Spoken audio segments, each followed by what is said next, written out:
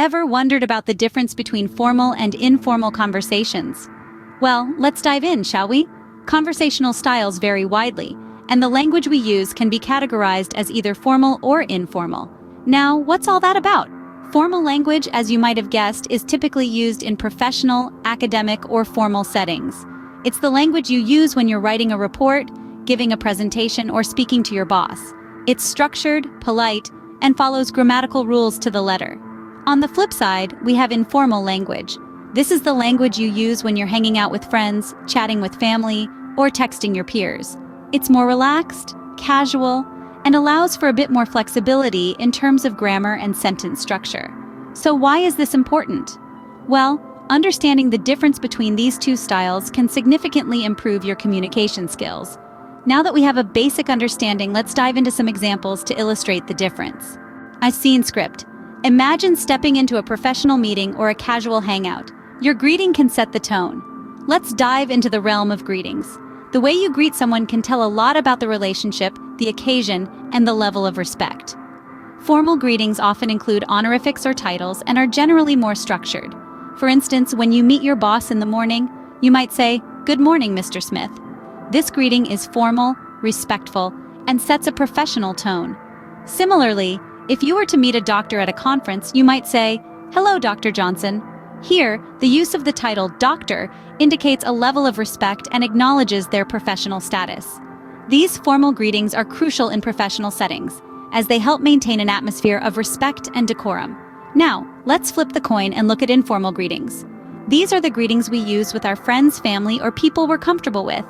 They're more relaxed, casual, and can even be playful. For example, when you see your friend across the park, you might shout, "Hey, what's up?" This greeting is casual and friendly, perfect for a relaxed setting. Another common informal greeting is, "Hi, how's it going?" This greeting is a bit more personal. It shows interest in the other person's well-being and opens up the conversation for more than just a simple hello. So, what's the takeaway here? The key is to match your greeting to your setting and the relationship you have with the person you're greeting. A formal greeting can show respect and professionalism, while an informal greeting can show friendliness and familiarity. But remember, it's not just about the words you use, but also the tone, body language, and even the timing of your greeting. See how the level of formality changes the tone of the conversation? It's like choosing the right outfit for the right occasion. So the next time you step into a room, remember, your greeting can set the tone. After the initial greeting, how do we keep the conversation flowing? Glad you asked. When it comes to formal conversations, they often remain focused on the topic at hand. You might find that full sentences are the norm, and there's less room for slang or colloquial language. The conversation might feel a bit more structured, but that's all part of maintaining professionalism and respect. But what about informal chats? Well, those can be a bit more flexible. You might find yourself using abbreviations, including personal topics, or even making a joke or two.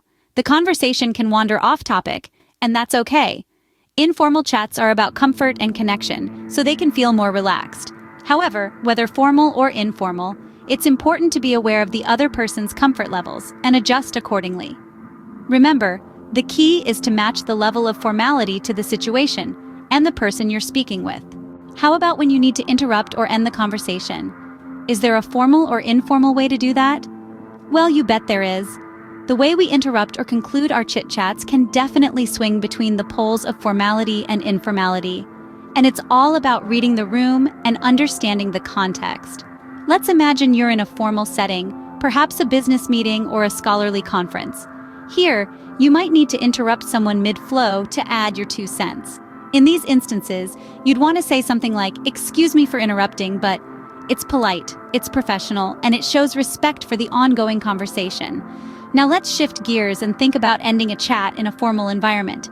Again, you want to keep things respectful and professional. So you might say, "I must be going now. It was a pleasure speaking with you." This not only communicates your need to leave, but also leaves a positive impression by expressing your enjoyment of the conversation. But what about when we're hanging out with friends, or in a more relaxed, informal setting? Well, the rules are a little different here. You can definitely be more casual and less structured. So if you want to jump in and add your thoughts during a conversation, you might say, "Hey, can I jump in here?" It's direct, it's laid back, and it fits perfectly into the casual vibe of the setting. And when it's time to wrap up and head out, You can keep it simple and casual with something like, "I gotta go, catch you later." It's relaxed, it's friendly, and it signals your departure without any unnecessary formality. So there you have it. Whether you're in a boardroom or a bar, a seminar or a soiree, the way you interrupt or end the conversation can really set the tone. It's all about matching your language to the situation and considering the level of formality required. Again, the level of formality can change the whole dynamic of the conversation. So, we've covered a lot today about formal and informal conversations. We've kicked things off with an introduction to conversational styles, where we saw how diverse and dynamic language can be. We moved on to explore the differences between formal and informal greetings, shedding light on how the choice of greetings sets the tone for the rest of the conversation. We then dived into the art of keeping the conversation going. Remember, it's all about balance, asking questions, sharing your thoughts, and showing genuine interest. Next, we tackled the delicate matter of interrupting and wrapping up conversations, which can be tricky but necessary at times. Throughout this journey, we've emphasized that the choice between formal and informal language isn't arbitrary. It's influenced by the context, the relationship between speakers, and the purpose of the conversation. So next time you're about to start a conversation, think about which style best suits your situation. Thanks for tuning in.